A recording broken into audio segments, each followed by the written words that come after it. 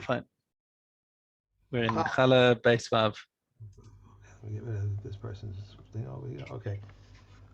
5/4 of flour are liable to challah. The 11, fine bran and coarse bran are 5/4. They are liable. If the coarse bran was removed from them and returned to them, they are exempt. Okay. As long as we're on bran, I have a question for you. Hmm. If you're eating bran, that's leaven. That's either hamotzi or it depends on what it could be mazonos also. What about So corn bran? corn. Corn bran. Corn isn't one of your five species of grain. So Right. it'll either be adamah, or if it's still recognizable as corn, then it'll be adamah. And if it's been turned into a Cereal. flour and made into a cake, then it's shakol. Right, because that's what I thought. Because I have the cereal that has corn bran in it, and I because it was Hmm. charcoal, but you know. Yeah, So, yeah. So interestingly, cornflakes, uh-huh. Kellogg's cornflakes specifically are adamah, because they've actually taken the corn kernels and just crushed them and baked them. Right. Okay, so each piece is actually a piece of corn and it's still recognizable as a piece of corn, even though it's been crushed. As opposed to the Telma and all the other things, they're like basically Pringles. They Right. sort of they're crushed into powder and then reconstructed into cornflakes, which makes them shakol. There was a question with Pringles at one time that they went from charcoal to mazonos. Why They did they add wheat Hadama. flour into it? Yeah, Hadama. They went to a Hadama, I think. No. Oh, Pringles is always charcoal. oh, but in America they had that question. It was changed for a while in America. This No, was but I mean years ago. it's made out of potato flour, I but know. but because it's reconstructed, it's turned into flour and then turned back into that chip, into that It, perfect chip shape. it It's a was shackle. a big thing Very for a very clear. while, Yeah. for months and months and months. But anyway, okay, good. We got that. Thank you. Okay. Challah. The measure of challah is 1/24th. If one makes dough for himself or is for his son's banquet, 1/24th. A baker who makes it for sale in the market, so too. A woman who makes it for sale in the market, 1/48th. If her dough is rendered unclean, whether by error or by circumstance beyond her control, 1/48th. If this was rendered unclean deliberately, 1/24th, so that the sinner may not be rewarded. Reb Eliezer says it may be taken from the clean for the unclean. How? Clean dough and unclean dough. It takes the measure of challah from the dough from which no challah has been taken and puts less than an egg's bulk in the middle, in order that he may take from that which is nearby, but the Chachamim forbid it. Okay. Right. Perek Gimel. Ochlin arai min ha'isa. So you are allowed to snack from the dough Mm-hmm. up until a certain point. Okay, just like with truma and maser, you're allowed to take a snack from the produce before it's ready. As we say Right. in grain, it's miruach hakri, then you can no longer snack from it without taking truma. So the same thing goes with dough, is that you can eat arai from the dough so until you roll it. Now, what does that mean? Until it's been mixed in very, very well. So it's basically a smooth dough. Once it becomes a smooth dough, now the hue of challah sets in immediately, and you're not allowed to eat from it anymore. It says Okay. until it's rolled with wheat and until it's been kneaded into a Yeah. coherent So that's the next barley. thing is the Right. barley. Sorry, actually, tiskalkel the chitim over titamtem, but sorim tamtem is it gets stopped up. We talk about timtum alev, where your heart gets stopped up, and in colloquial Israeli parlance, you're talking about somebody who's metumtam as being like their brain is closed. No.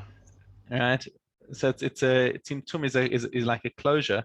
So it's basically where the pieces stick together in each other. Mhm. Okay. So once you've reached the stage in either wheat or barley, so somebody who eats from this is chayav misa min hashamayim. This is bidei shamayim, just like you have with truma. So a zar who eats truma is also chayav. A zar who eats tevel, a zar who eats tevel produce is chayav misa min bidei shamayim. So too with dough. is that if you eat it before you've separated challah, there's a chiyuv of misa b'dei shamayim. Kevan shehi nosenes es hamayim. Once the woman has added the water, makbas chalasa. So she can take the challah even before these stages. As soon as the water hits the flour, in fact, she could separate the challah.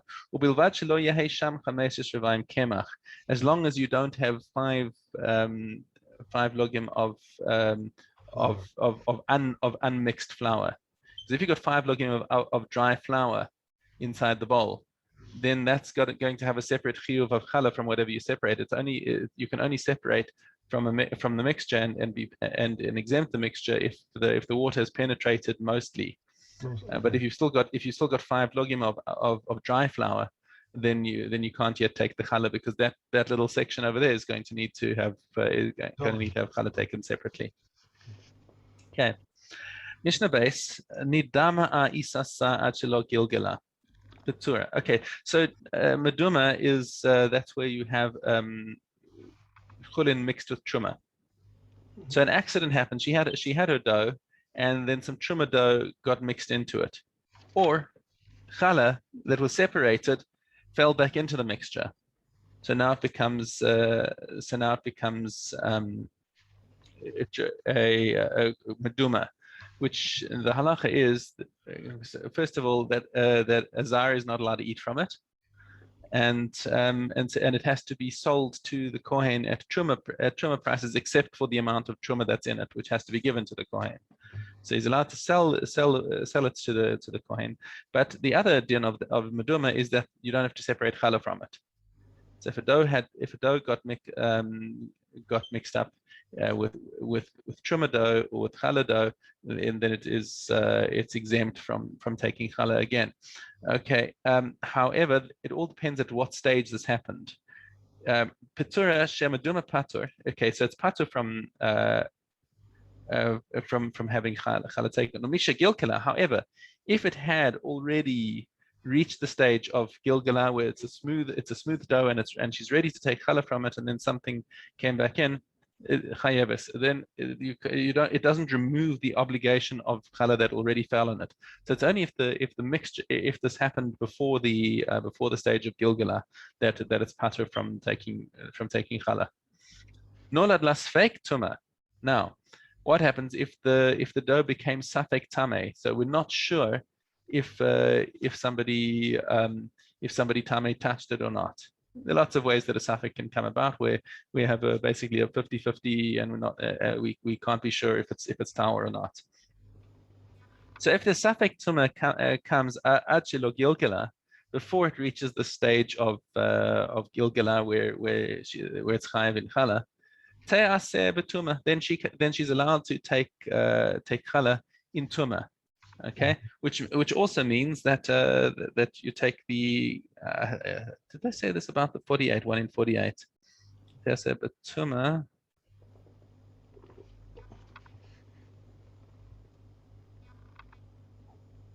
Okay, no, so it doesn't talk about whether the shear of 1 in 48 is applicable for the tuma. Right. But the point over here is that it's a safek tameh dough. So now she doesn't have to be makbid anymore about separating the challah in tahara. She can say, oh, I'm tameh, I'll separate it as it is, and it'll be tameh, because in any event, the kohen's not going to be allowed to eat it. Even if it's safek tameh, the kohen's not going to be allowed to eat it. So therefore, there's no reason to be makbid. She can separate it with tuma, and the dough is going to have to be burned either way. However, misha gilgala, if the safek tuma happened after the dough had already been rolled, te'aseh b'tara, it still has to be separated b'tara. Now, why is there a difference over here? Kati explains, because it already had a chiyuv of challah. It has a din of challah that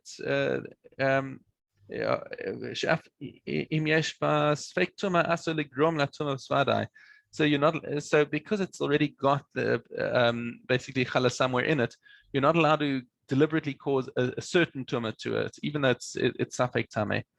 Okay, and so you certainly aren't allowed to be matameh at biyadayim. You aren't actively allowed to make it tameh. It's still safek tameh, so it has to be separated b'tahara, but it can't be given to the kohen. So we're saying that it started out being it was fine. It was clean and everything was good, and then something happened. We're not sure about what happened. So something happened. It's the um, we saw a dead sheretz fall, bounce, and fall out. Now we don't know if it bounced off the rim of the dough, or either the rim of the bowl, or if it actually if it actually touched the dough before it fell out. So it's a suffix now. So now it's a suffix. So so the coin's not going to be allowed to eat it because it might be tamei. Okay. So now, and the difference is, are you allowed to? You still have to separate. You still have to separate the challah from it, but can you do it betara, betuma, or do you have to do it betara? And that depends on at what stage the dough was when the tuna happened. Okay. All right. Okay. Mishna Gimel. Hikdisha isasa adshelo gilgala. Now we saw this this case actually before in I think Maseches Masros. A similar. Oh no, it was actually in Peah. It was in Peah, and we'll see the following Mishnah, which we'll learn tomorrow, comes directly out of Peah. But this sort of math, math or logistics should be familiar to us. Hikdisha isasa adshelo gilgala. So a woman says, you know what, I'm going to be makdish this dough to the mikdash. And then she says, you know what, I'm going to redeem it. So she takes money and she adds on the extra fifth, and she says, I'm going to redeem this dough into this money. And nonetheless, chayev it's going to be chayev in challah. Okay, this is, or even if let's say the dough had reached the stage of gilgala, and once again she was makdish it upadata, and then she redeems it, it's still chayev, right? How can she get around the chiyuv of challah? Hikdishat ta ad shelo gilgala. So she's makdish the dough before it's fully mixed, the gilgala hagizbar, and then she mixed it fully while it was still hekdesh, and now it reaches the stage of gilgala. And now she does a redemption on it, adding in the extra fifth. Patura. Now this dough is patur from taking challah. Because at the time that the chova kicked in on the dough, there was it was patur being hekdesh. Once it's redeemed, the chiyuv does not return. So we'll see in tomorrow's mishnahs that the cases that we remember from Peah. I don't remember the process, but why does the treasurer have to roll it out now? No, not the treasurer. The treasurer. It doesn't mean that the treasurer himself literally gets his hands dirty in the dough. It means that the dough was rolled while it was in possession of the temple treasurer. Okay, all right. It's funny the way it's read, the way it reads here. It says the treasurer rolled it out, so it's like. Okay, all right, good. Okay, we are on to Ma'aser Sheni. Okay. Hey. Yeah. If one's produce lay at a distance from him, he may confer upon it a name. If it happened once that Rabbi Gamil and the elders were traveling on a ship, and Rabbi Gamil said, the type that I shall measure is given to Yeshua, and its location is leased to him. Another type that I shall measure is given to Akiva, son of Yosef, who shall take possession of it on behalf of the poor, and its location is leased to him.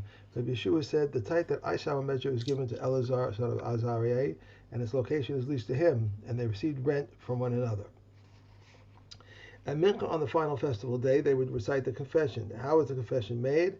I have removed the hallowed things out of my house. This is Ma'aser Sheni and Neta Revai. I have given them to the Levite, and this is Ma'aser Levi. And I was also given it, this is Truma and Ma'aser and Truma Ma'aser. To the stranger, the fatherless, and the widow, this is Ma'aser Ani, Leket, Shekah, and Peah. Though they did not impede the confession out of my house, this is Challah. According to all your commandments which you have commanded to me. However, if he separated Ma'aser Sheni before Ma'aser Rishon, he cannot make the confession. I have not transgressed your commandments. I did not separate from one kind for another kind, nor have from the plucked for the unplucked, or from the unplucked for the plucked, nor from the new for the old, or from the old for the new, and I have not forgotten. I did not forget to bless you or mention your name over it. Okay. All right, Mastros. Aleph. They establish a general rule regarding Ma'aseros. Whatever is food and is guarded and grows from the soil is liable to Ma'aseros. And they establish another general rule. Whatever is food at the beginning and is food at the conclusion, even though he keeps it to increase the food, is libel, whether small or large. But whatever is not food at the beginning but is food at the conclusion is not libel until it becomes food. When do fruits become liable to maestris? Figs when they reach the bochel stage, grapes and wild grapes at their incipient maturity, sumac and mulberries when they become red, and all the red fruits when they become red. Pomegranates when they soften, dates when they swell, peaches when they show veins, nuts when they form a store, and Rabbi Yehuda says nuts and almonds when their skin has been formed. And carobs when they form dark spots, and all that are black when they form dark spots. Pears, pippins, quinces, and crab apples when they become smooth, and all that are white when they become smooth. Fenugreek when it is able to grow, grain, and olives when they have reached a third. Demai Zayin Vav.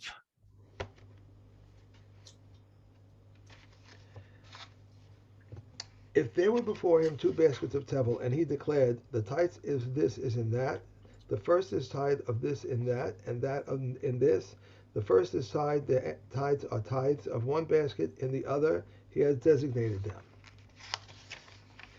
100 tevel, 100 chulin, he takes 101, a 100 tevel, 100 meiser, he takes 101. 100 tithe chulin, 100 meiser, and he takes 110. 100 tevel, 90 meiser, 90 tevel, and 80 meiser, he's lost nothing. This is the general rule. As long as the greater part is tevel, he has lost nothing.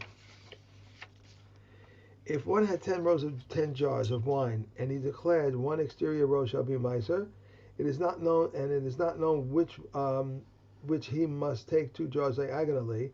Half of the exterior row shall be meiser, and it is not known which he must take 4 jars for 4 corners. 1 row shall be for meiser, and it is not known which he must take 1 row diagonally. Half of 1 row shall be meiser, and it is not known which he must take 2 rows diagonally. 1 jar shall be meiser, and what is not known which he must take from each jar. It's actually pretty cool. The last 3 consecutive days, we finished a Masechta B'diuk on the last Mishna. Right. What's of the next? set of 3. Demai. Okay. Next we have Nagaim. No. After Demai we have Sorry. After Demai is Kilaim. Kilayim. Okay. Okay. Nagaim. We are okay. If neger appears on the warp that is ready for weaving, the woven part is tahor. If it appears on the woven part, the warp that is ready for weaving is tahor. If it appears on a sheet, the fringes must be burnt. If it appears on the fringes, the sheet is tahor. Nega on a shirt does not make its trim tame, even if they are red wool. Anything susceptible to becoming tame from a corpse, even if it's not susceptible to tuma of midrash, becomes tame from negayim. In each as the sail of a ship, a curtain, a decorative part of the hairnet, covers of scrolls, and a string belt or straps of a shoe. A sandal that are wide or as a gris, and all these can become tame from negayim. The sakos on which a nega appear, Reb Eliezer ben Yaakov says it is a tame only when the nega appears on both the woven material and the tuft. The flask and the sack are examined as they usually are, and the nega can spread from inside out or from outside in. If a confined garment became mixed up with others, they are tahor. If a confined garment was partially shredded, it is tahor, and one is permitted to benefit from it. If a confirmed garment became mixed up with others, they are all tameh. And if a confirmed garment was partially shredded, it is tameh, and one is prohibited to benefit from it. Okay. Yeah. That's it. Good. Okay. We have avos.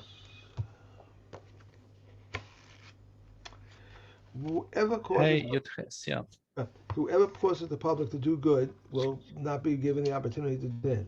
But whoever causes the public to do evil will not be given the opportunity to repent. Moshe merited and brought merit to the people, thus the merit of the public is to his credit. As it is said, he carried out the righteousness of Hashem and his ordinances with Yisrael. Jeroboam, son of Nevat, sinned and caused the public to sin. So therefore the sin of the public is charged against him, as it is said, for the sins of Jeroboam that he committed and that he caused Israel to commit. Anyone who has in his hand the following three things is counted among the students of our patriarch Abraham, and anyone who has in his hand three other things is counted among the students of the evil Balaam. And go right after the parsha. Right. One who has a good eye, two a humble spirit, three in a reserved nature is counted among the students of Abraham, and one who has an evil eye, a haughty spirit, and indulgent nature is counted among the students of evil Bilam. What is the difference between the students of our patriarch Abraham and the students of evil Bilam? Students of our patriarch Abraham eat in this world and inherit in the next world. And the pasuk says, the Torah, I, the Torah, have what to bequeath to you, to those who love me, and I shall fill their storehouses. But the students of Bilam inherit Gehenna and descend to the well of destruction, as it says, O God, and you, O God, you shall lower them into the well of destruction. Men of bloodshed and deceit shall not live out half their days. As for me, I will trust in them. I'm sorry, I will trust in you. Yehuda ben Temet says, Behold, be bold as a namir, swift as an eagle, fast as a deer, and strong as a lion to do the will of your Father in heaven. He used to say that the brazen face to Gehenna, the shame face the Garden of Eden, and may it be your will before Hashem our God that you will rebuild your city speedily in our days and grant our share in your Torah. Okay. Right. Kesubos.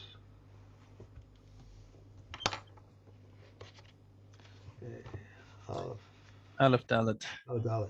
A virgin who is a widow, divorcee, or has performed kalitza after her marriage, in all these cases, their kasuba is 100 zuz, and no claim concerning their virginity can be lodged against them. A proselyte, a captive, or a slave who were ransomed, converted, or emancipated over the age of 3 years and a day, their kasuba is 100, and no claim concerning their virginity can be judged against them. If one eats in his father-in-law's house in Judea without witnesses, he cannot lodge a claim concerning her virginity against her, because he secludes himself with her. But the widow of a non-Kohen and the widow of a Kohen have a ketubah of 100 zuz. The court of the Kohanim will collect 400 zuz for a virgin and 6, and the Kakama did not stop them. Okay. One more. Yeah. If one marries a woman and does not find any token of virginity, she says, after you betrothed me, I was violated and your misfortune caused it. And the other one says, not so. It happened before I betrothed you, and my acquisition was made in error. Reb Gamliel and Reb Eliezer said she is believed. Reb Yeshua says, however, she is not believed. Rather, it is presumed that she was a non-virgin before she was betrothed, and that she misled him until she proves her claim. Okay. Now the halacha follows Rabban Gamliel and Rabbi Eliezer here that she can have such a taina. Why do we believe her? I'm just trying to think what was the Tad Mammon. So why do they believe her? She can take it because it's explained because she's got a tanas bari and the baal is tanas shema, and the bari v'shema bari adiv. She says it happened before we were married, and he says no, I think it happened before. So his shema can't override her bari. He can't prove it happened before. Okay, that's it. Okay, have a great day. You too. Luck with your travel plans. Thanks. Okay, Bye. bye.